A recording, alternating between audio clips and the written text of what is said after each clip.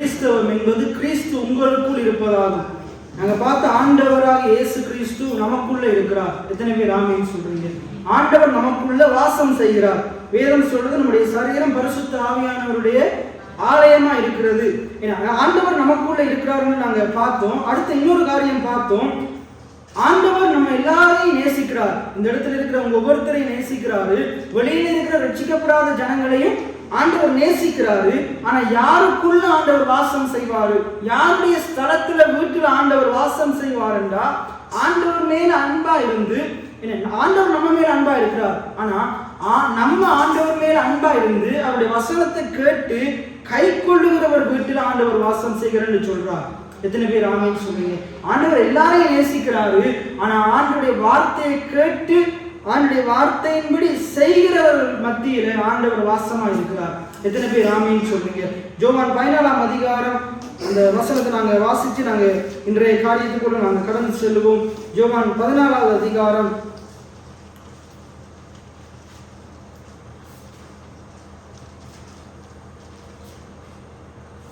அதில் நாங்கள் வாசிப்போம். யோவான் 14ஆம் அதிகாரத்தில் 10-11வது வசனம். நான் பிதாவிலும் பிதா என்னிலும் நீங்கள் விசுவாசிக்கிறது இல்லையா? வசனங்களே என் சுயமாய் சொல்லவில்லை, என்னிடத்தில் வாசமாய் இருக்கிற இயேசு சொல்றாரு பாருங்க, என்னிடத்தில் வாசமா இருக்கிற பிதாவானவர் இந்த வார்த்தையை உங்களுக்கு சொல்லுகிறார். அப்ப இயேசு பிரசங்கம் பண்ணும் போது அவர் என்ன செய்தார்? ஜனங்களுக்கு சொல்ற காரியம் என்னன்னா, இது என்னுடைய வார்த்தைகள் அல்ல, இது பிதாவினுடைய வார்த்தைகள். இன்றைக்கும் ஆண்டவர் நமக்கு பிரசங்கம் பண்ண ஒவ்வொரு வார்த்தைகளும் அந்த ஊழியக்காரனுடைய வார்த்தைகள் அல்ல, அது ஆண்டவருடைய வார்த்தையா இருக்குது. எத்தனை பேர் ஆமென் சொல்றீங்க? ஏசாயா புத்தகத்துல 55ஆம் அதிகாரம் சொல்லுது, அவருடைய வாயில் வந்து புறப்பட்ட ஒரு வார்த்தையும் எப்படி திரும்பாங்க? வெறுமையா திரும்பாங்க. என்ன நோக்கத்துக்காக ஆண்டவர் பேசுறாரோ அந்த நோக்கத்தை நம்முடைய வாழ்க்கையில நிறைவேற்றிட்டு திரும்பியுமா? எத்தனை பேர் ஆமென் சொல்றீங்க? அப்ப நீங்க கேட்கிற ஒவ்வொரு வார்த்தையும் நம்ம படிச்சோம், என்ன கைதட்டி பாடி மகிழ்ந்திருப்போம், கர்த்தர் சமூகத்தில் களி கூறுவோம். என்ன அப்ப அதுல நம்ம படிக்கும் போது நிறைய காரியம் படிச்சோம். என்ன அவர் சொன்ன வாக்கு தத்துவம் சொல்லி மகிழ்வோம். அப்ப கிறிஸ்தவன் அவனுடைய ஜெபத்துல, அவனுடைய துதியில, அவனுடைய ஆராதனையில என்ன இருக்கணும்? கர்த்தருடைய வாக்கு தத்துவம் இருக்கணும். இன்னைக்கு நம்முடைய பிரச்சனைகளை சொல்லி பாட்டு படிக்க கூடாது, பிரச்சனைகளை சொல்லி விண்ணப்பம் பண்ணக்கூடாது, ஜெபம் பண்ணக்கூடாது. என்ன செய்யணும்? அந்த பிரச்சனைக்காக தேவன் கொடுத்திருக்கிற பதிலாகிய வாக்குத்தத்தத்தை சொல்லி துதிக்கணும். எத்தனை பேர் ஆமென் சொல்றீங்க? கர்த்தர் சொன்ன வாக்குத்தத்தம் சொல்லி மகிழ்வோம். அப்ப நம்ம சொல்லணும், 1000 பிரச்சனையுடைய வாழ்க்கையில இருந்தாலும் இந்த வார்த்தையின்படி எனக்காக கடவுள். எத்தனை பேர் ஆமென் சொல்றீங்க? மரியாதைக்கு ஒரு பிரச்சனை, அவர் வந்து இன்னும் ஒரு திருமணம் முடிக்கல, ஒரு ஆணோட ஐக்கியமா இருக்கல, இப்ப பிள்ளை பெற முடியாது, அவருடைய சூழ்நிலை அதுதான். ஆனா அவருடைய சூழ்நிலை எதுவோ அதை சொல்லல, என்னத்தை சொன்னால்? அந்த தேவதூதன் அவருக்கு சொன்ன வாக்குத்தத்தத்தை சொன்னார். என்ன சொன்னால்? என்னுடைய என்ற சூழ்நிலையின்படி எனக்கு ஆக கடவுது, என்னுடைய என்ற நிலைமையின்படி எனக்கு ஆக கடவுது அப்படின்னு சொல்லல, உங்களுடைய வார்த்தையின்படி எனக்கு ஆக கடவுது. இன்னைக்கு உங்களுடைய சூழ்நிலை மிகவும் மோசமான நிலைமையில் இருக்கலாம், ஆனா நீங்க என்ன சொல்லணும்னா, கர்த்தர் சொன்ன வாக்குத்தத்தம் தான் என்னுடைய வாழ்க்கையில நிறைவேறும். எத்தனை பேர் ஆமென் சொல்றீங்க? இன்றைக்கு நம்ம பார்க்க போகிற காரியம் என்னன்னா, இதுல போன இடமா நம்ம பார்த்தோம், ஆண்டவர் நமக்குள்ள குடியிருக்கிறாரு. அது கீழே நீங்க வாசிச்சுட்டு போனீங்கன்னா கீழே இருக்குது. ஏன்னா ஆண்டவர் மேல அன்பா இருக்கிறவன் அவருடைய வசனத்தை கை கொள்ளுவான். அந்த வசனத்தை வாசிங்க. ஆண்டவர் மேல, கர்த்தர் மேல அன்பா இருக்கிறவன், நீங்கள் என்னிடத்தில் அன்பா இருந்தால் என் வசனத்தை கை கொள்ளுவீர்கள் என்ற ஒரு வசனம் இருக்குது. நீங்கள் என்னிடத்தில் அன்பா இருந்தால் என் கற்பனைகளை கை கொள்ளுவீர்கள், என் பிதாவை வேண்டிக் கொள்ளுவேன், அப்பொழுது என்றென்றைக்கும் உங்களோடு கூட இருக்கும்படிக்கு சத்திய ஆவியாகிய வேறொரு தேற்றரவாளனை அவர் உங்களுக்கு. அவ என்ன சொல்றாரு பாருங்க, என்ன நம்ம ஆண்டவரிடத்தில் அன்பா இருந்தா அவருடைய வசனங்கள் என்ன செய்வோமா? கை கொள்ளுவோமா? அப்ப நம்ம ஆண்டவர் எல்லாருமே அன்பா இருக்கிறார். ஆனா யார் ஆண்டவர் மேல அன்பா இருக்கிறோமோ அவங்கதான் வசனத்தை எடுத்து கை கொள்ளுவாங்க. எத்தனை பேர் ஆமென் சொல்றீங்க? இப்ப உங்களோட குடும்பத்துல வந்து 3 பிள்ளைகள் இருக்கிறாங்க. இப்ப அவங்க நீங்க என்ன செய்றீங்க? பிள்ளைகளுக்கு சொல்றீங்க வேதத்தை எடு, படின்னு. ஆனா உண்மையா யார் வேதத்தை நேசிக்கிறாங்களோ நீங்க சொல்லாமலே அவங்க வேதத்தை எடுத்து படிப்பாங்க. எத்தனை பேர் ஆமீன் சொல்றீங்க? உண்மையாக வேதத்தை இப்ப நாம என்ன செய்யறேன், நீங்க வாங்க வார்த்தையை கேளுங்க, பிரசங்கம் கேளுங்க. ஏன்னா நான் உங்களுக்கு அடிக்கடி சொல்லுற காரியம் வார்த்தைகளை கேளுங்க. ஏன்னா வார்த்தைகளை கேளுங்க. 2 காரியம் நான் அடிக்கடி சொல்லுவேன். ஒவ்வொரு நாளும் நீதிமொழி படிங்க, ஒவ்வொரு நாளும் நீதிமொழி படிங்கன்றது நான் சொல்றது. மட்டும் வார்த்தைகளை கேளுங்க அப்படின்னு சொல்றது. இப்ப நான் சொன்னதுக்காக நீங்க செய்ய போனீங்கன்னா கொஞ்ச நாள் தான் செய்வீங்க. ஆனா இதுவே உங்களுடைய ஆசையா வாஞ்சியா விருப்பமா மாறிச்சா இருந்தா, நானும் யாரு இல்ல வேணான்னு சொன்னாலும், எவ்வளவு பெரிய பிரச்சனை இருந்தாலும், எவ்வளவு வேலை இருந்தாலும், அந்த வேலையின் மத்தியிலையும் நீங்க விருப்பப்பட்டு அந்த வேதத்தை படிக்க முடிவெடுத்துட்டீங்கன்னா, வார்த்தைகளை கேட்க முடிவெடுத்துட்டீங்கன்னா, என்ன பெரிய வேலை இருந்தாலும் ஒவ்வொரு நாளும் நீங்க வேதத்தை படிப்பீங்க. நீங்க என்ன செய்வீங்க, பிரசங்கங்களை கேட்பீங்க, ஜெபம் பண்ணுவீங்க. நீங்க இந்த ஆண்டுடைய காரியங்களை நீங்க ஒவ்வொரு நாளும் இரவு பகலும் ஈடுபடுறதை யாராலையும் தடுக்க முடியாது. அப்ப நீங்க என்ன செய்யணும், அதான் பைபிள் சொல்றது, வேதத்தின் மேல் பிரியமா இருந்து. வேதத்துல தியானமா இருக்கிற மனுஷன் பாக்கியவான் மொட்டையா எழுதல.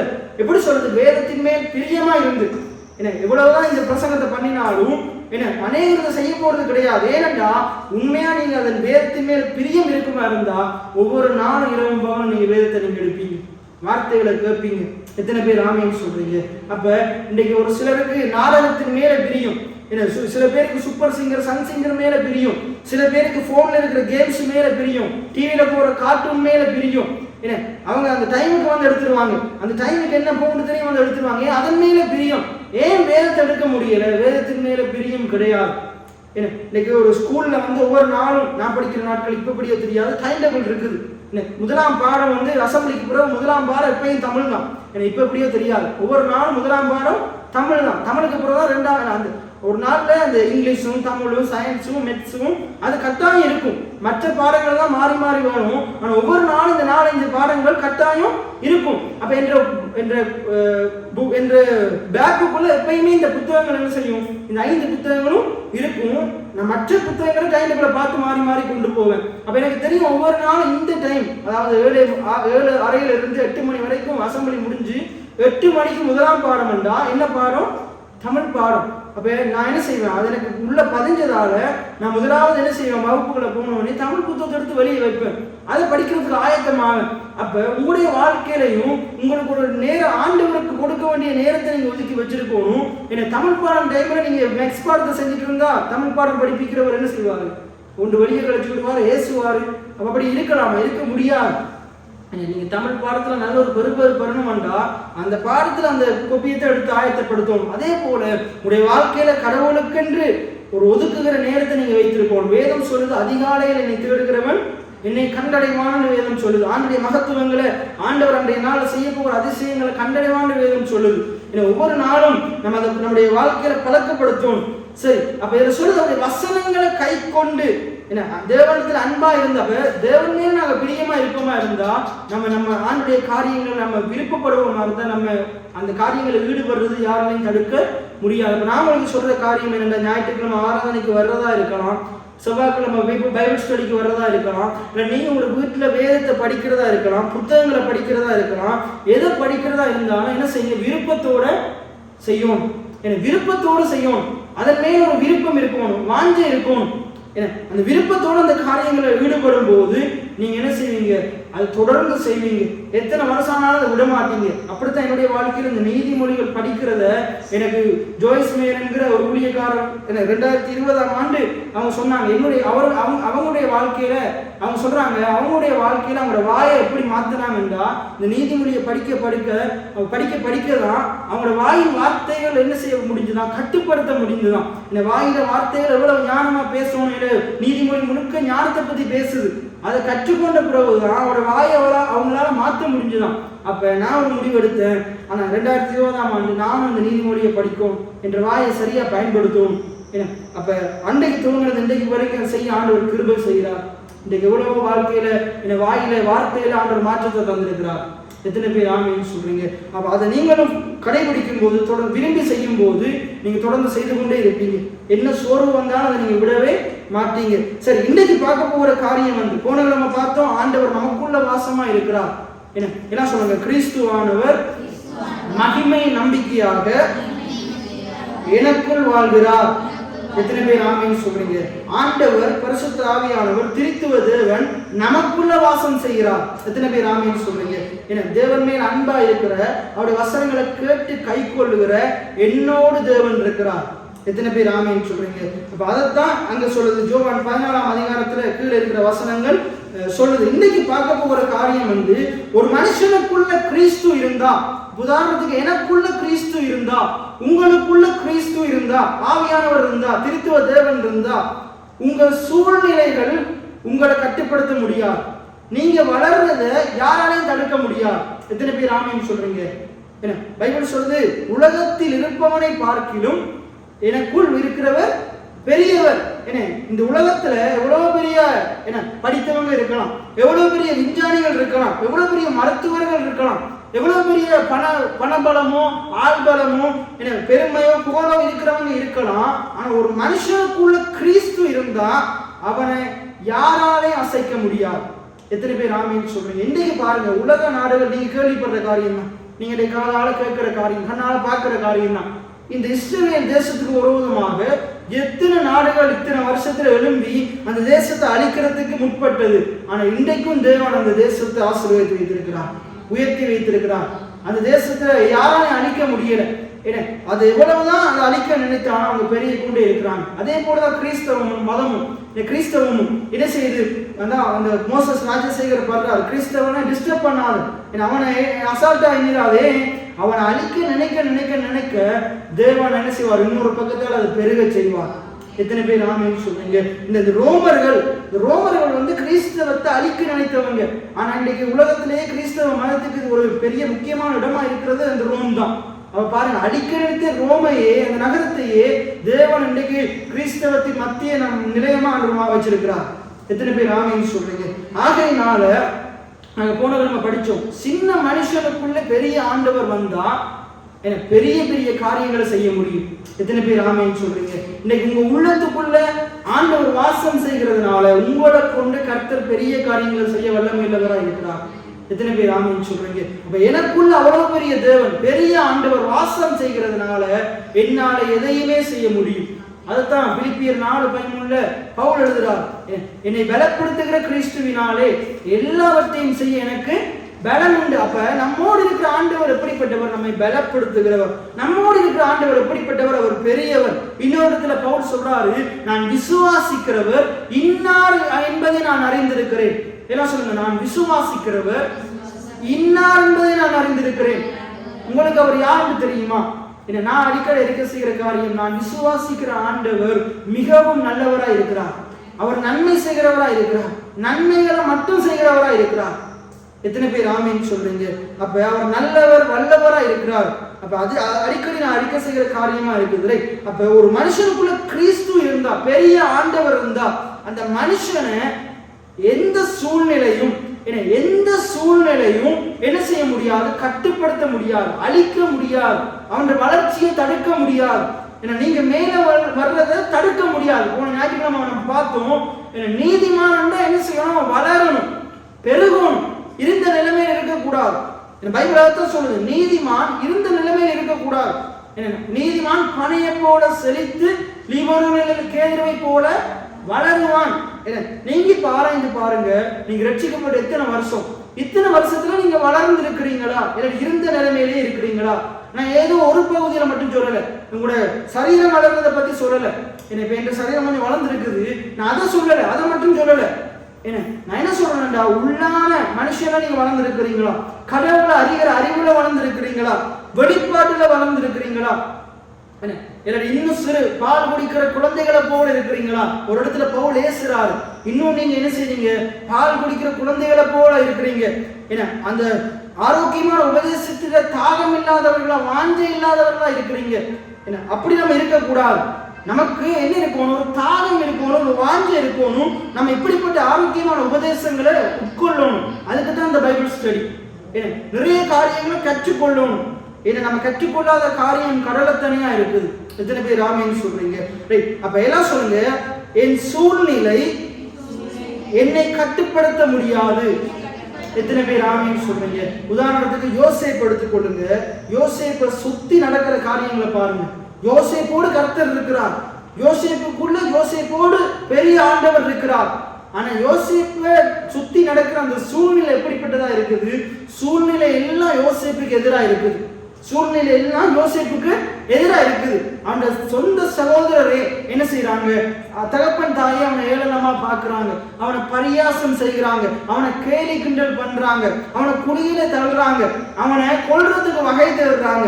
தகப்பன் தாயும் அவன் சொல்றாரு, நான் சூரிய ஆண்டவர் இப்படி ஒரு கனவு சொப்பனத்தை காட்டினாரு, எல்லாரும் எனக்கு கீழே வணங்கி நிக்கிற மாதிரி காட்டுறான்னு சொன்னே, அவங்க என்ன செய்யறாங்க? நம்மளை ஏற்றுக்கொள்ளல, போய் இவங்க வேலையை பாருன்னு சொல்றாங்க. என்ன சகோதரர் என்ன செய்யறாங்க? கேலி கிண்டல் பண்ணி அவனை எப்படியாகிடும் கொலை செய்யறான்னு வகை தருறாங்க. அவன் மேல பொறாம எரிச்சல் உள்ளவங்களா இருக்கிறாங்க. ஆனா கர்த்தர் அப்பயும் அவனோட கூட இருக்கிறார். எத்தனை பேர் ஆமீன் சொல்றீங்க? இப்ப சூழ்நிலை எப்படி இருக்குது? சொந்த குடும்பமே எதிரா இருக்குது, சொந்த குடும்பமே ஏளனம் பண்ணுது. என்ன குழியில தள்ளுறாங்க. அப்படியே விற்கப்பட்டு அவன் எங்க போறான்? போத்திபாருடைய வீட்டுக்கு போனா அங்கேயும் அவன் உண்மையில அவனா தான் இருக்கிறான். போத்திபாருடைய வீட்லயும் கர்த்தர் கூட இருக்கிறார். ஆனா அங்க இருக்கிற போத்திபாருடைய மனைவி பாருங்க, அந்த சூழ்நிலை எப்படி இருக்குது? அந்த வேலை ஸ்தலத்திலையும் அவன் உண்மையுள்ளவனா இருந்தாலும், அவன் சரியானவனா இருந்தாலும், அவன் மேல போய் குற்றச்சாட்டு வருது. அவனை கீழே தள்ள பாக்குறாங்க. அங்கேயும் அவனை என்ன செய்யுது? அவனுக்கு ஒரு ஏமாற்றம் வருது. அப்ப இவ்வளவு பிரச்சனைகள், இவ்வளவு பாடுகள், இவ்வளவு உபத்திரவங்கள் மத்தியிலையும் யோசேப்புடைய இருதயம் கர்த்தரோடு இசைந்துதான் இருக்குது. அவன் எந்த இடத்துலையும் கர்த்தரை விட்டு பின்வாங்கி போகல, கர்த்தர் மேல இருக்கிற அன்பை விட்டு பின்வாங்கி போகல. அவன் உண்மையுள்ளவனா இருக்கிறான், அவன் கர்த்தரை நம்பி இருக்கிறான். என கர்த்தர் இதன் மத்தியில என்னோடு இருக்கிறார், இந்த சூழ்நிலைகளை மாற்றுவார் நிச்சயத்தோடு இருக்கிறான். அப்ப யோசேப்பு முன்னேறத வளர்றத எத்தனை காரியங்கள் தடுக்க நினைச்சாலும் எதுவும் அவன் அசைக்க முடியல. என கர்த்தர் அவனோடு கூட இருந்து அவனை எல்லா இக்கட்டுகளிலிருந்தும் விலக்கி அவனை தொடர்ந்து என்ன செய்யறார்? தடை கற்கள் வந்தாலும் அந்த தடை கற்கள் எல்லாம் படிக்கற்களா மாத்தி தேவன் அவனை நாளுக்கு நாள் என்ன செய்யறார்? உயரங்களுக்குள்ள கொண்டு போறார். அப்ப அங்கிருந்து சிறைச்சாலைக்குள்ள கொண்டு போறாங்க. என்ன போத்திபாருடைய மனைவியோடு தவறா நடந்து கொள்ள பார்த்தான்னு சொல்லி போய் குற்றச்சாட்டு செஞ்ச உடனே போத்திபார் கொண்டு போய் சிறையில் அடைக்கிறான். சிறையில பார்த்தாலும் அங்கேயும் அவனுக்கு என்னது? சிறையிலே அவன் ஞானமா நடந்து கொண்டு கர்த்தர் அவனை உயர்த்திட்டு போகும்போது அந்த சுயம்பாகியும் பானபாத்திர காரணத்தினுடைய சதித்திட்டங்களினால அவங்களுக்கு நன்மை செய்தாலும் அந்த நன்மையை மறந்ததுனால அநேக ஆண்டுகள் அவனுடைய காரியங்கள் விண்ணப்பங்கள் கேட்கப்படுறதுக்கு தாமதமாகி கொண்டிருக்குது. ஆனா சோர்ந்து போயிருக்கலாம், மனம் கசந்து போயிருக்கலாம்.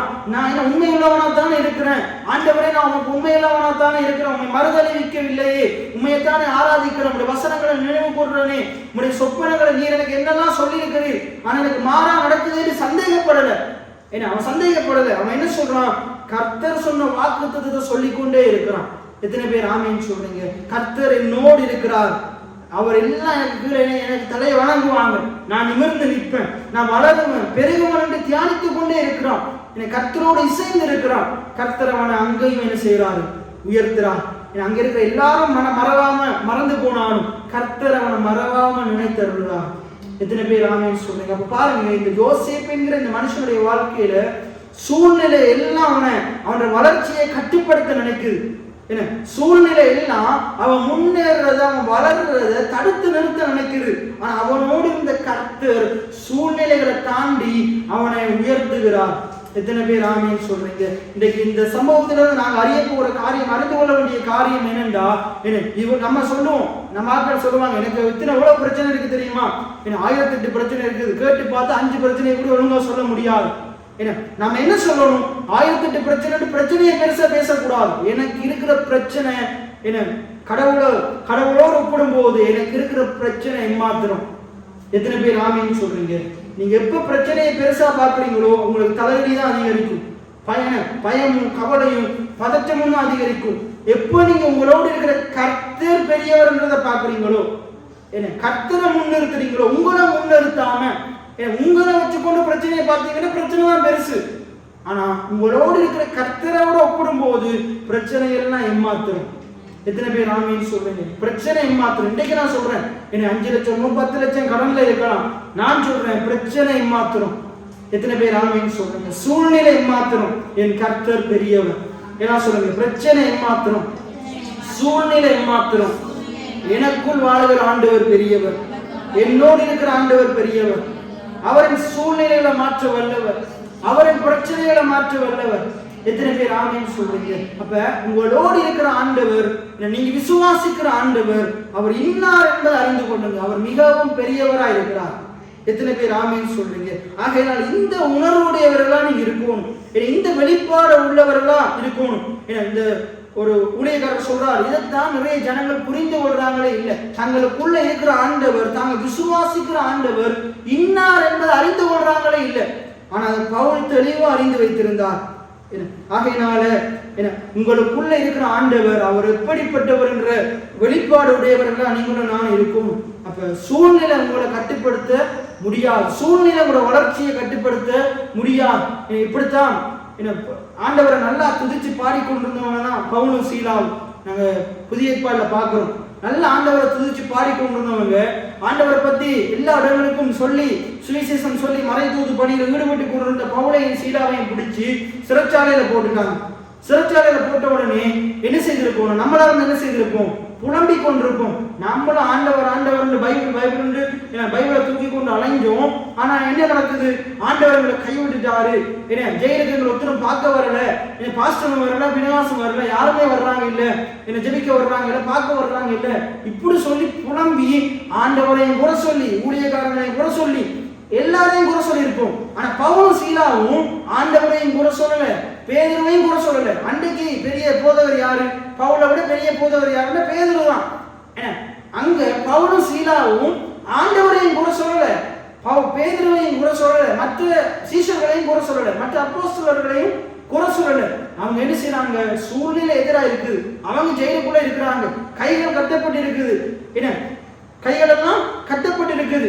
ஆனா அவங்க என்ன செய்யறாங்க? துதிச்சு கொண்டே இருக்கிறாங்க, துதிச்சு கொண்டே இருக்கிறாங்க, துதிச்சு கொண்டே இருக்கிறாங்க. நம்மளா இருந்தா சமைச்சு கொண்டு வந்திருப்போம், நம்மளா இருந்தா முறுமுறுத்து கொண்டு வந்திருப்போம், நம்மளா இருந்தா முணங்கி கொண்டு வந்திருப்போம்.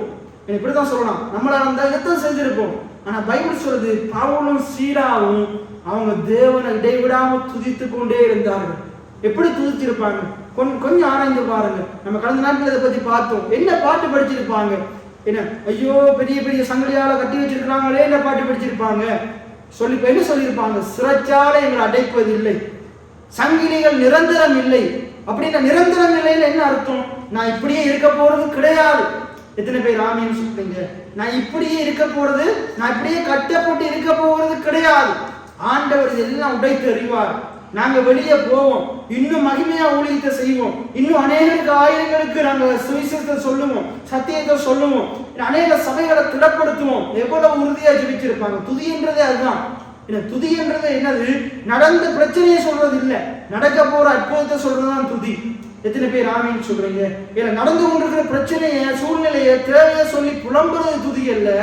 தேவன் நடந்து கொண்டிருக்கிற பிரச்சனையின் மத்தியில, நம்முடைய தேவைகள் மத்தியில கர்த்தர் செய்ய போகிற அற்புதத்தை சொல்றதுதான் துதி. எத்தனை பேர் ஆமீன் சொல்றீங்க? அந்த துதிதான் நம்முடைய வாயில் இருக்கும். நம்முடைய வேதம் சொல்லுது, அவரை துதிக்கிற துதி எப்பொழுதும் நம்முடைய வாயில் இருக்கும். துதி என்ற என்னது? கர்த்தர் எனக்காக யாவையும் செய்து முடிப்பார். கர்த்தரின் தேவைகள் மத்தியில அவரின் தேவைகளை சந்திப்பார். எத்தனை பேர் ஆமீன் சொல்றீங்க? அப்ப அந்த துதி நம்முடைய வாயில் இருக்கும். இப்படிப்பட்ட சத்தியத்தின் வெளிப்பாடு நமக்குள்ள இருக்கும்போது நம்ம ஆண்டவரை துதிக்கிறவர்களா இருக்கும். பிரச்சனையை பெருசா பேசுகிறவர்களா இருக்க மாட்டோம், தேவையை சொல்லி புலம்புகிறவர்களா இருக்க மாட்டோம், நம்ம துதிக்கிறவர்களா இருப்போம். கர்த்தர் அந்த துதியின் சத்தத்தை கேட்டு நம்முடைய சூழ்நிலைகளை மாற்றுவார். இதை சொல்ல போனா இந்த சத்தியத்துக்கு உதாரணத்தை சொல்ல போனா சொல்லிட்டே போகலாம்.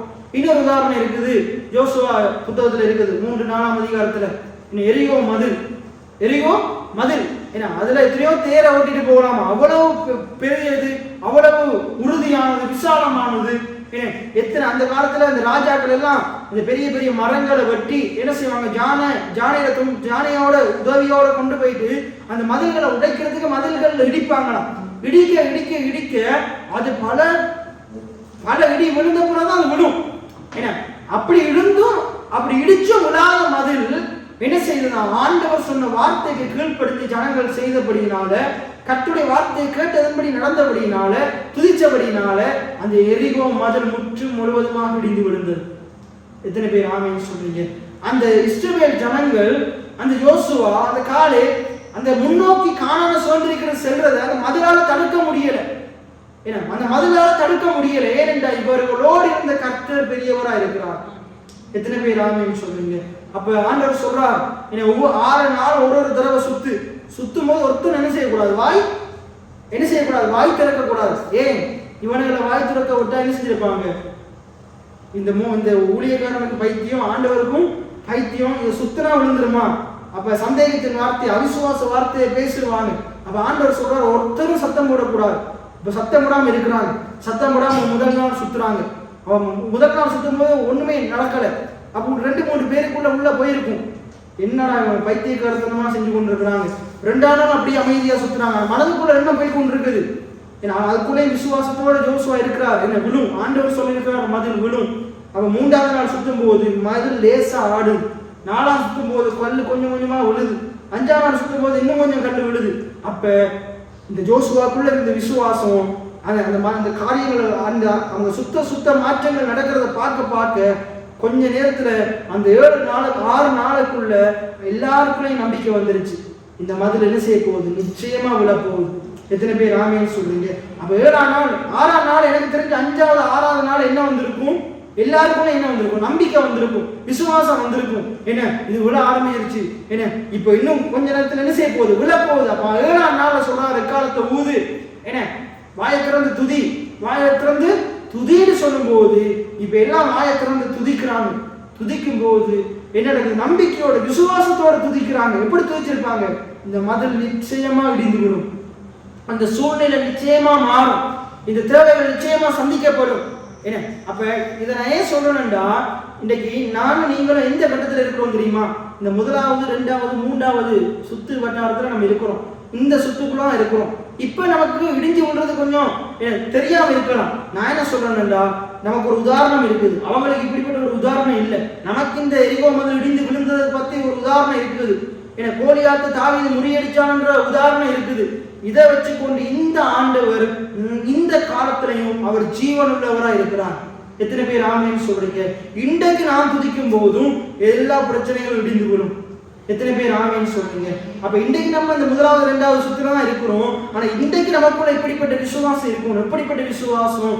எனக்கு முன்பாக விழுந்து நிற்கிற எல்லா மதில்களும், எல்லா சூழ்நிலைகளும் என்னை தடுக்க முடியாது, அதெல்லாம் இடிஞ்சு விடும், நான் முன்னேறுவேன். எத்தனை பேர் ஆமென் சொல்றீங்க? இஸ்ரவேல் ஜனங்கள் கானானுக்கு போகணும்னா அந்த மதிலை தாண்டி தான் போகணும். அப்ப மதில் இடிந்து விழுந்ததுதான் ஆகணும். மதில் இப்படியே இருந்தா போக முடியாது.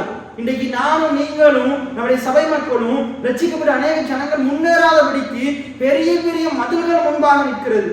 அந்த மதில்கள் அவங்களோட கண்ணுக்கு தெரியல. ஏன்னா அவங்களோட கண்கள் மனக்கண்கள் குருட்டாட்டங்களோட மனக்கண்களா இருக்குது. கொரிந்தியர் 4 சொல்றது போல பிசாசு ஜனங்களுடைய மனக்கண்களை குருடாக்கி வச்சிருக்கலாம். அப்ப அவங்களால என்ன செய்ய முடியல? அந்த பிசாசின் அரண்களை பார்க்க முடியல, பிசாசின் அரண்களை நிர்மூலமாக்க முடியல. வேதம் சொல்லுது, இந்த பிசாசின் அரண்களை நாங்க என்ன செய்யணும்? உடைத்து எறியோம். இந்த பிசாசின் இந்த அண்டவர லோகாதிபதி இந்த மண்டலங்கள், இந்த அரண்களை நம்ம நிர்மூலமாக்கணும். அந்த அரண்களை நிர்மூலமாக்கணுமா இருந்தா நம்முடைய மனம், நம்முடைய மனதுல தேவனுடைய வார்த்தை கூடியிருக்கும். எத்தனை பேர் ஆமென் சொல்றீங்க? நமக்குள்ள தேவன் வாசம் செய்கிறார், அவர் எங்களுக்குள்ள இருக்கிறார், அவர் எங்களை இந்த மதிலை தாண்ட வைப்பார் என்ற நம்பிக்கை நமக்குள்ள வரணும். இந்த மதிலை இடிந்து விழ பண்ணுவார் என்ற நம்பிக்கை நமக்குள்ள வரணும். அப்ப இன்றைக்கு நானும் நீங்களும் இஸ்ரவேல் ஜனங்கள் கானான சுதந்திரிக்கிறதுக்கு அந்த மதிலை தாண்டி போனது போல நமக்குள்ளே அந்த விசுவாசம் இல்லாட்டி நமக்கு முன்னுக்கு இருக்கிற அந்த மதில் இடிந்து விழ போகிறதே கிடையாது. இன்றைக்கு நிறைய ஜனங்கள் மதிலை பாட்டு பயந்து பின்வாங்கி போயிருக்கிறாங்க. இன்றைக்கு அநேக சபை மக்களும் இப்படித்தான். இன்றைக்கு என்ன உங்களுக்கு இருக்கிற மதில் என்ன? நீங்க ஆராய்ந்து பாருங்க. மதில் என்னது பிரச்சனை, மதில் என்னது சூழ்நிலை. இன்றைக்கு வார்த்தையின் தலைப்பு என்னது? உங்கள் சூழ்நிலைகள் உங்களை கட்டுப்படுத்த முடியாது. இஸ்ரவேல் ஜனங்களை அந்த மதில் கட்டுப்படுத்த பார்த்தது, முன்னோக்கி போக முடியாதபடிக்கு தடையா இருந்தது. அதே போல இன்றைக்கு உங்களுடைய வாழ்க்கையிலையும் முன்னோக்கி செல்லாதபடிக்கு நிறைய மதில் இருக்குது. நீங்க தான் உங்களோட மதிலை நீங்க கண்டறியும். உங்களோட வாழ்க்கையில் இருக்கிற பெரிய மதில் என்னது? தாண்ட முடியாத பிரச்சனை என்னது?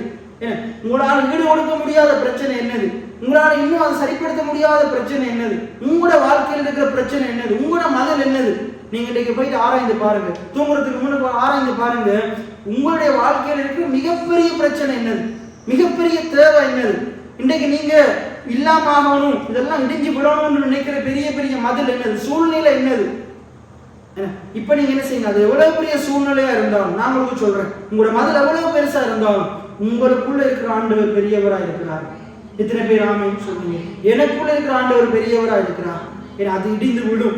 எத்தனை பேர் ஆமேன்னு சொல்றீங்க? அதைத்தான் நான் உங்களுக்கு சொல்றேன். உங்களோட மதில நீங்க என்ன செய்யுங்க, இன்றைக்கு ஆராய்ந்து பாருங்க, அந்த மதில பார்த்து சொல்லுங்க, மதிலே உன்னைய விட எனக்குள்ள இருக்கிற ஆண்டவர் பெரியவர். எத்தனை பேர் ஆமேன்னு சொல்றீங்க?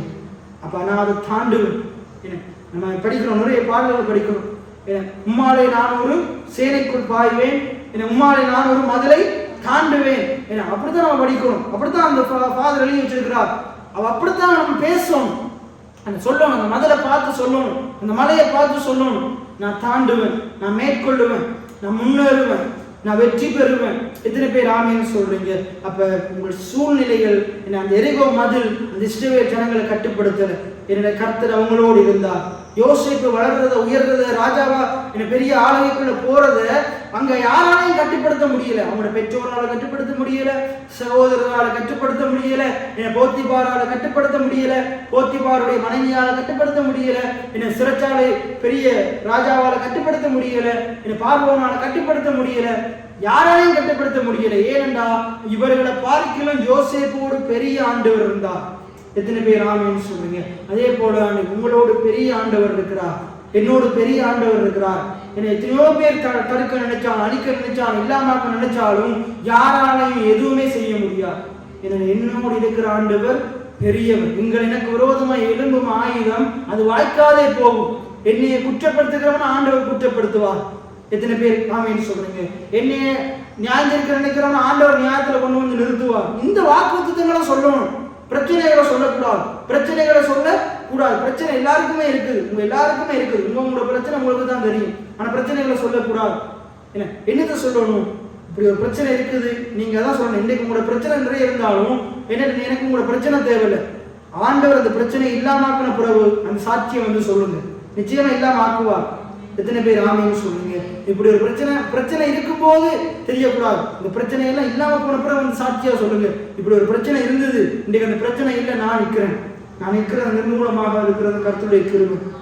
எத்தனை பேர் ஆமேன்னு சொல்லுங்க? அதுக்கு பிரச்சனை எல்லாம் தேவன் சந்தித்து மாத்தின பிறகு வந்து சொல்லணும். பிரச்சனை நேரத்துல பிரச்சனையை வந்து சொல்லிக்கொண்டே இருந்தா பிரச்சனை இன்னும் கூடும், பிரச்சனை இன்னும் வளரும். உங்களுக்கு பிரச்சனை இருக்கிறது எனக்கு தெரிஞ்சா உங்களுக்கு பிரச்சனை இருக்கிறது ஊருக்கே தெரிஞ்சிடும். நம்ம என்ன செய்வோம்? எல்லாருக்கும் போய் சொல்லுவோம். நம்மளோட வாங்கி நம்மளோட நினைப்பு சும்மா இருக்காது. அப்ப அதுக்கு போகாம உங்களோட ஆண்டவர் என்ன சொல்றாரு? உங்களோட பிரச்சனை எல்லாம், உங்களோட பாரங்களை எல்லாம் எல்லாருக்கும் போய் சொல்லுங்கன்னு சொல்லல. உன்னுடைய பாரத்தை எல்லாம், உன்னுடைய பிரச்சனை எல்லாம் எனக்கு தெரிவி, என்னை நோக்கி கூப்பிடு, அப்படித்தானே சொல்றாரு. நீ அறியாத உனக்கு கட்டாதமான பெரிய காரியங்கள் உனக்கு அறிவிப்பேன். நம்ம பிரச்சனை என்ன செய்யறோம்? கடன்காரனை நோக்கி கூப்பிடுறோம், ஊழியக்காரனை நோக்கி கூப்பிடுறோம். இல்ல, ஆண்டவரை நோக்கி கூப்பிடுங்க, ஆண்டவர் பதிலளிப்பார். எத்தனை பேர் ஆமேன்னு சொல்றீங்க? அப்ப இந்த வெளிப்பாடுடையவர்களாக நாங்கள் என்ன செய்யணும்? நாங்கள் இருக்கணும். கிறிஸ்து உங்களுக்குள்ள இருக்கிறார் என்பதை நீங்க புரிந்து கொள்ளும் போது உங்கள் சூழ்நிலை நீங்க இருக்கிற எந்த நிலையா இருந்தாலும் அது உங்களை என்ன செய்ய முடியாது? தடுக்க முடியாது. அப்ப உங்களோட சூழ்நிலை உங்களை தடுக்க கூடாதுன்றா, உங்களோட சூழ்நிலை உங்களை கட்டுப்படுத்த கூடாதுன்றா, நீங்க என்ன அறிந்து கொள்ளணும்டா, உங்களுக்குள்ள ஆண்டவர் இருக்கிறார் என்பதை புரிந்து கொள்ளணும். எல்லாம் சொல்லுங்க, என் சூழ்நிலை, என் பிரச்சனை, என் தேவைகள், நான் வளருவதை, நான் முன்னேறுவதை தடுக்க முடியாது. எத்தனை பேர் ஆமேன்னு சொல்றீங்க? ஏன் தடுக்க முடியாது? எனக்குள்ள பெரிய ஆண்டவர் வாசம் செய்கிறார். எத்தனை பேர் ஆமேன்னு சொல்றீங்க? இதை நீங்க புரிந்து கொண்டாதான் நான் இப்ப சொன்னபடி அந்த இஸ்ரவேலர்கள் அறிக்கை செஞ்சபடி மதில் இடிந்து விழுன்னு சொல்ல முடியும். உங்களுக்குள்ள இருக்கிற ஆண்டவர் உங்களோடு இருக்கிறார்ன்ற நினைப்பு உங்களுக்குள்ள இல்லாட்டி நான் என்னதான் இந்த சத்தியத்தை சொல்லி தந்தாலும் நாளைக்கு என்ன நினைப்பீங்க? ஐயோ, இவ்வளவு பெரிய பிரச்சனை இருக்குது, எப்படி இதை நான் தாண்டுவேன், குழம்பி கொண்டு தான் இருப்பீங்க. எப்ப நீங்க உணர்ந்து கொள்றீங்களோ எனக்குள்ள ஒரு வாசம் செய்கிறார், எனக்குள்ள ஒரு வாசம் செய்கிறார். இந்த சரீரம் தேவனுடைய ஆலயமா இருக்கு. இதுக்குள்ள தேவன் குடியிருக்கிறார், அவர் பெரியவர். அதை நீங்க புரிந்து கொள்ளும் போது நீங்க என்ன சொல்லுவீங்க? என்னை பலப்படுத்துகிற கிறிஸ்துவினாலே, எனக்குள் வாழுகிற கிறிஸ்துவினாலே எல்லா பிரச்சனையும் மேற்கொள்ள எனக்கு பலன் உண்டு, எல்லா தடைகளையும் தாண்ட எனக்கு பலன் உண்டு. எத்தனை பேர் ஆமேன்னு சொல்றீங்க? இப்படித்தான் நீங்க சொல்லுவீங்க. ஆகையினால இந்த வெளிப்பாட்டை, இந்த சத்தியத்தை நாங்க என்ன செய்யணும்? நாங்க அறிந்து வைத்திருக்கோம். வேதம் முழுவதும் பார்க்கும்போது எல்லா பரிசுத்தவான்களும் இந்த வெளிப்பாடோடு இருந்ததுனாலதான் அவங்க என்ன செய்தாங்க?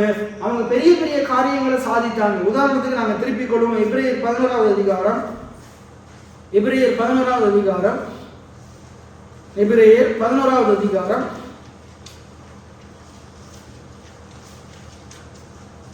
அதுல கடைசி வார்த்தைகளை பாருங்க, கடைசி 3-4 வார்த்தைகள்ல பாருங்க. 33வது வசனம் பாருங்க. எதனால? தேவனை விசுவாசித்ததுனால, அவருடைய வாக்குத்தத்தங்களை விசுவாசித்ததுனால பழைய ஏற்பாட்டு பரிசுத்தவான்கள் என்ன செய்தாங்களாம்? ராஜ்யங்களை ஜெயித்தாங்களாம், நிறைய நாடுகளை ஜெயித்தாங்களாம். நிறைய பெரிய பெரிய நாடுகளை ராஜ்யங்களை ஜெயித்தார்கள், நீதியை நடப்பித்தார்கள், வாக்குத்தத்தங்களை பெற்றார்கள். எதனால வாக்குத்தத்தங்களை பெற்றாங்கன்னா? விசுவாசத்தினால வாக்குத்தத்தங்களை பெற்றாங்களாம். அதுக்கடுத்து பாருங்க, சிங்கங்களின் வாய்களை அடைத்தார்கள், அக்கினியின் உக்கிரத்தை அவித்தார்கள், பட்டய கருக்குக்கு தப்பினார்கள், பலவீனத்தில் பலம் கொண்டார்கள், யுத்தத்தில் வல்லவர்களானார்கள், அந்நியருடைய சேனைகளை முறியடித்தார்கள். விசுவாசத்தினால் இதெல்லாம் செய்தாங்கன்னா இப்படி சொல்லல. என்னது? பயத்தினாலே கவலையினாலே செத்து அழிஞ்சார்கள், இல்லாம போனாங்க, நாசமா போனாங்கன்னு சொல்லப்படல. என்னன்னு சொல்லுது? பயத்தினால கவலையினால இல்லாம போனாங்கன்னு சொல்லல. பழைய ஏற்பாட்டு பரிசுத்தவான்கள் பயம் கவலை அற்றவர்களா இருந்தாங்க. ஏன்னா அவங்களுக்குள்ள பெரிய தேவன் மேல விசுவாசம் இருந்தது. எத்தனை பேர் ஆமீன் சொல்றீங்க? ஆனா இன்றைக்கு நம்ம அநேக விசுவாசிகளுக்கு என்ன இருக்குது? கர்த்தர் மேல விசுவாசமே இல்லை. விசுவாசம் இல்லை, பேர் விசுவாசிகள், ஆனா அப்பா சொல்ற மாதிரி தான் விசுவாசிகள். ஆனா விசுவாசம் இருந்திருந்தா அவங்களோட கிரியையில கண்டிருக்க முடியும். பைபிள் என்ன சொல்றது? கிரியை இல்லாத விசுவாசம் செத்ததே. இன்றைக்கு அநேகருக்குள்ள செத்த விசுவாசம் தான் இருக்குது, உயிருள்ள விசுவாசம் இல்லை. அது கிரியையில பார்க்கலாம். விசுவாசம் இருந்தா, நான் அடிக்கடி சொல்லுவேன், விசுவாசம் இருந்தா முதலாவது எப்படி பார்க்கலாம்டா? வாயின் வார்த்தையில பார்க்கலாம், ரெண்டாவது உங்களோட நடக்கையில பார்க்கலாம். ஏன்னா இன்றைக்கு நிறைய பேருக்கு வாயிலே விசுவாசம் கிடையாது, நடக்கையிலே விசுவாசம் கிடையாது. ஏன்னா ஆகையினால உங்களுடைய வாழ்க்கையிலையும் சூழ்நிலை உங்களை மேற்கொள்ளாம இதுல எப்படி பாருங்க, விசுவாசத்தினாலே அவர்கள் ராஜ்யங்களை ஜெயித்தார்கள். ராஜ்யம் ஜெயித்ததுன்னு சொல்லல, அவர்கள் ராஜ்யங்களை ஜெயித்தார்கள். உங்களுக்கு விரோதமா எவ்வளவு பெரிய ராஜ்யம் வந்தாலும் உங்களுக்குள்ள இருக்கிற ஆண்டவர் பெரியவர் என்பதனால அவர் அந்த ராஜ்யங்களை ஜெயிக்க வைப்பார். எத்தனை பேர் ஆமேன்னு சொல்றீங்க? இப்ப தாவீது வந்து ஒரு சின்ன பையன் தான், அவனுக்கு விரோதமா பெரிய ராஜாக்கள் எல்லாம் நின்று யுத்தம் பண்றதுக்கு வர்றாங்க. ஆனா தாவீது ஒரு யுத்தத்துல கூடி தோல்வி அடையல. அவனோடு இருந்த ஆண்டவர், அவன் விசுவாசிக்கிற ஆண்டவர், அவர் மிகவும் பெரியவரா இருந்தார், அவர் யுத்தத்துல வல்லவரா இருந்தார், அவர் அவனை எல்லா யுத்தத்திலையும் வல்லவனாக்கினார், வெற்றி பெற வைத்தார், ஜெயிக்க பண்ணினார். அப்ப அங்க சொல்லுது பாருங்க, விசுவாசத்தினாலே இந்த தாவீது போன்ற பெரிய பெரிய ராஜாக்கள் என்ன செய்தாங்க? சிறிய சிறிய மனிதர்கள் என்ன செய்தாங்க? பெரிய பெரிய ராஜாக்கள் ராஜ்யங்களை ஜெயித்தார்கள். அதே போல உங்களுடைய வாழ்க்கையிலையும் உங்களுக்குள்ள இருக்கிற ஆண்டவர் பெரியவர் என்கிறபடினால நீங்க என்ன பெரிய உங்களுக்கு எதிரான கேஸ்களும் எடுப்படாது. கர்த்தர் உங்களோடு கூட இருந்து உங்களை ஜெயிக்க வைப்பார். எத்தனை பேர் ஆமீன் சொல்றீங்க? உங்களை ஜெயிக்க வைப்பார். ஆகவே நான் அடுத்த சொல்றது, நீதியை நடப்பித்தார்கள், வாக்குத்தத்தங்களை பெற்றார்கள், சிங்கங்களின் வாய்களை அடைத்தார்கள். உங்களுக்கு விரோதமா எத்தனை வாய் திறப்பட்டாலும் அத்தனை வாயை ஆண்டவர் அடைப்பார். எத்தனை பேர் ஆமீன் சொல்றீங்க? எத்தனை வாய் உங்களுக்கு விரோதமா பேச நினைத்தாலும் கர்த்தர் அத்தனை வாய் அடைப்பார். எத்தனை பேர் ஆமீன் சொல்றீங்க? எனக்குள்ள இருக்கிற ஆண்டவர் பெரியவர், அந்த உணர்வு நமக்குள்ள இருக்கும். அக்கினியின் உக்கிரத்தை அவித்தார்கள், பட்டய கருக்குக்கு தப்பினார்கள், பலவீனத்தில் பலம் கொண்டார்கள். ஏன்னா பலவீனப்பட்டு கிடந்தார்கள் என்று சொல்ல, இப்ப நீங்க பலவீனப்பட்டு கிடக்க கூடாது. கடைசியில் ஆண்டுக்கு பேச போற காரியம் அதுதான். ஏன்னா உங்களுக்குள்ள இருக்கிற ஆண்டவர் பெரியவர் என்ற உணர்வு இருந்தா நீங்க என்ன செய்யக்கூடாது? நீங்க ஏற்றுக்கொள்ளக்கூடாது, கடிந்து கொள்ளணும். வியாதியை கடிந்து கொள்ளணும். போன உடனே பேசின வியாதியை கடிந்து கொள்ளணும், குறைவுகளை கடிந்து கொள்ளணும். உங்களுக்கு எதிராக எழும்பி நிற்கிற எல்லா பொல்லாத காரியத்தை என்ன செய்வோமோ கடிந்து கொள்ளணும். தாவீது கோலியாத்துக்கு முன்னுக்கு நின்று கொண்டு என்ன சொல்லல, ஐயோ எனக்கு பயமா இருக்குது, என்னை ஒன்றும் செஞ்சிடாங்கன்னு சொல்லல, என்னை அப்படி சொல்லல. என்ன செய்யலாம்? நீ எனக்கு ஏமாத்தணும், உங்க தலையை வெட்டி ஆகாயம் பற்றிக்கு இறையா போடுவேன். அப்ப உங்களோட சூழ்நிலையை பார்த்து சொல்லணும், நீ உன்னால என்னை எதுவும் செய்ய முடியாது, எனக்குள்ள இருக்கிற ஆண்டவர் பெரியவர். அப்ப உங்களோட கடன் பிரச்சனையை பார்த்து சொல்லணும், அதி சீக்கிரத்துல நீங்க இந்த லேசான உபத்திரம், நான் இந்த கடனை எல்லாம் கட்டுவேன், தேவன் எல்லாவற்றையும் பார்த்துக் கொள்ளுவார். எத்தனை பேர் ஆமீன் சொல்றீங்க? தேவன் எல்லாவற்றையும் பார்த்து கொள்ளுவார். நான் தாழ்ச்சி அடைய மாட்டேன், நான் குறைவடைய மாட்டேன். அப்ப விசுவாசத்தோடு நாங்க சொல்லணும், என்னுடைய இந்த சூழ்நிலையை தேவன் மாற்றுவார். எத்தனை பேர் ஆமீன் சொல்றீங்க? பட் என்ன பார்க்கிறோம்? என்னுடைய சூழ்நிலை என்னை கட்டுப்படுத்த முடியாது. என்ன சொல்லுங்க? எந்த சூழ்நிலையும் என்னைய கட்டுப்படுத்த முடியாது, எந்த பிரச்சனையும் நான் வளருவதை கட்டுப்படுத்த முடியாது. எத்தனை பேர் ஆமீன் சொல்றீங்க? அப்ப உங்களோட வாழ்க்கையில எவ்வளவு பெரிய பிரச்சனை இருக்கலாம், எவ்வளவு பெரிய சூழ்நிலை இருக்கலாம், ஏன்னா அது வியாதியோ, வேதனையோ, வறுமையோ, குறையோ, கடனோ, அதை நான் என்ன சொல்றேன்னா அதை கடிந்து கொள்ளணும். உங்கள் எதிரான சூழ்நிலைகளை கடிந்து கொள்ளணும். அது உள்ள விடக்கூடாது, அதை சிந்தனைக்குள்ள போக விடக்கூடாது, அதை கடிந்து கொள்ளணும். ஏன் இதெல்லாம் ஒன்றுமில்லாம போகும். நான் நிலைத்திருப்பேன், நான் இதெல்லாம் மேற்கொள்ளுவேன், எல்லா சூழ்நிலையும் நான் மேற்கொள்ளுவேன், எல்லா மதலையும் நான் தாண்டுவேன்.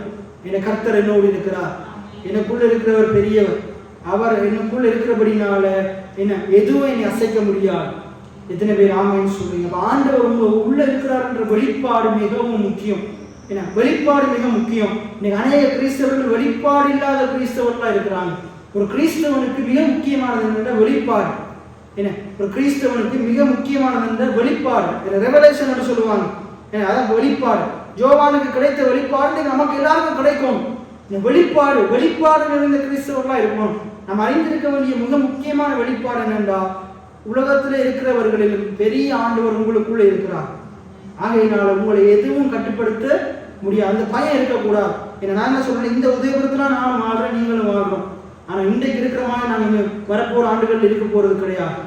இன்றைக்கு இருக்கிற மாதிரி நம்ம சபை இருக்க போறது கிடையாது. இன்றைக்கு இருக்கிற மாதிரி என்ன எனக்கு இருக்கிற எல்லாமே இருக்க போறது கிடையாது. எனக்கு இருக்கிற எல்லாமே வளரும், நான் பெருகுவேன், நான் முன்னேறுவேன். இன்றைக்கு கையில ஒன்றும் இல்லாம இருக்கலாம். நான் என்ன சொல்றேன், இன்றைக்கு சம்பளம் போதாம இருக்கலாம், இன்றைக்கு வருமானம் போதாம இருக்கலாம். ஏன்னா இன்றைக்கு நிறைய காரியங்களை நம்ம ஆலயத்துக்கு வாங்குறதுக்கு நான் சிந்திக்கிறது, வாங்குறதுக்கு பணம் கையில போதாம இருக்கலாம்.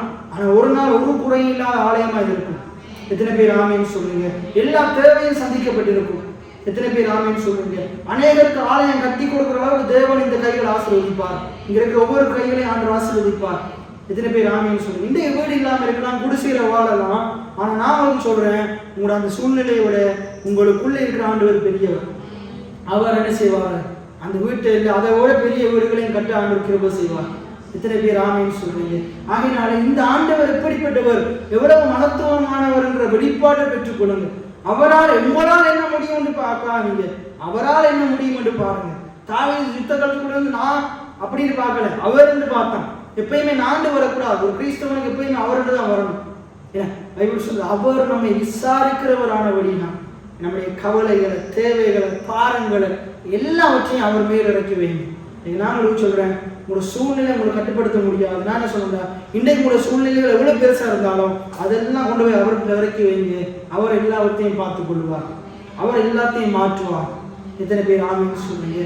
ஆகையினால நாங்கள் அப்படி எழுந்திருந்தவர்களாக நாங்கள் ஜெபம் பண்ண போகிறோம். இன்னைக்கு நாங்கள் பார்த்தோம், எந்த சூழ்நிலையும் ஆண்டவர் எனக்குள்ள வாசம் செய்கிறபடினால், பெரிய ஆண்டவர் எனக்குள்ள வாசம் செய்கிறபடினால், எந்த சூழ்நிலையும், எந்த பிரச்சனையும், எந்த தேவையும் நாம் கிறிஸ்துவுக்குள்ள வளர்றத, முன்னேறத தடுக்க முடியாது. நான் நாளுக்கு நாள் வளருவேன், நான் நாளுக்கு நாள் முன்னேறுவேன், நான் நாளுக்கு நாள் பெருகுவேன். ஏனென்ற எனக்குள்ள என்னை பெருக பண்ணுகிற ஆண்டவர் எனக்குள்ள வாசம் செய்கிறார். என்னை ஆசீர்வதிக்கிற ஆண்டவர் எனக்குள்ள வாசம் செய்கிறார். எனக்குள்ள வாழுகிற ஆண்டவர், நான் விசுவாசிக்கிற ஆண்டவர், அவர் கல்லோ மண்ணோ அல்ல, அவர் ஜீவனுள்ள தேவனாய் இருக்கிறார். அவர் உயிர்த்தெழுந்த ஆண்டவராய் இருக்கிறார். அவர் என்னுடைய சூழ்நிலைகளை, மறித்து போன என் சூழ்நிலைகளை உயிர்த்தெழச் செய்வார். நான் பெருகுவேன், நான் முன்னேறுவேன் என்ற கர்த்தருடைய வார்த்தை என்னை பற்றி அப்படித்தான் சொல்லுது. நீதிமான் வளருவான், அவன் கனி கொடுப்பான். நான் கனி கொடுக்கிற தேவனுடைய பிள்ளையா இருக்கிறேன். நான் கனிகள் அற்ற பிள்ளை கிடையாது, நான் கனி கொடுக்கிற பிள்ளை. ஆவியின் கனிகள் எல்லாம் எனக்குள்ள இருக்குது. கர்த்தருடைய ஆசீர்வாதம் எனக்குள்ள இருக்குது. பஞ்ச காலத்திலே என்னால் உழைக்க முடியும், பஞ்ச காலத்திலே என்னால் திருப்தியா அறுக்க முடியும், பஞ்ச காலத்திலே நான் திருப்தியா புசிப்பேன். என் தேசமே பஞ்சத்தில் இருந்தாலும் என்னோடு இருக்கிற ஆண்டவர், அவர் ஐஸ்வர்ய சம்பந்தரா இருக்கிறார், ஐஸ்வர்ய சம்பந்தரா இருக்கிறார். நான் ஆராதிக்கிற ஆண்டவர் என்னை தப்பு வைக்க வல்லவரா இருக்கிறார். என்னை அவர் தப்பு வைப்பார். எரிகிற அக்கினியா இருந்தாலும், சூழ்நிலையா இருந்தாலும் ஆண்டவர் தப்பு வைப்பார். சிங்கங்களின் வாயிலை அடைப்பார். நான் இப்ப இருக்கிறத பார்க்கல 1000 மடங்கு நான் பெருகுவேன், நான் 1000 மடங்கு பெருகுவேன். நான் குறுக போவதில்லை, நான் குறுகி போவதில்லை. என்னுடைய தேவனுடைய கரம் அது என்னை தூக்கி நிறுத்துகிற கரமா இருக்குது, என்னை தூக்கி நிறுத்துகிற கரமா இருக்குது. அப்படியே வாய்களை திறந்து நான் ஆண்டவரை துதிப்போம், நன்றி செலுத்துகிறோம். ஆண்டவரை நன்றியோடு துதிக்கிறோம், சோஸ்தரிக்கிறோம். அப்பா, எனக்குள் வாழுகிற ஆண்டவரே, என்னை விடுவிக்க நீர் வல்லவராய் இருக்கிறீங்க சுவாமி.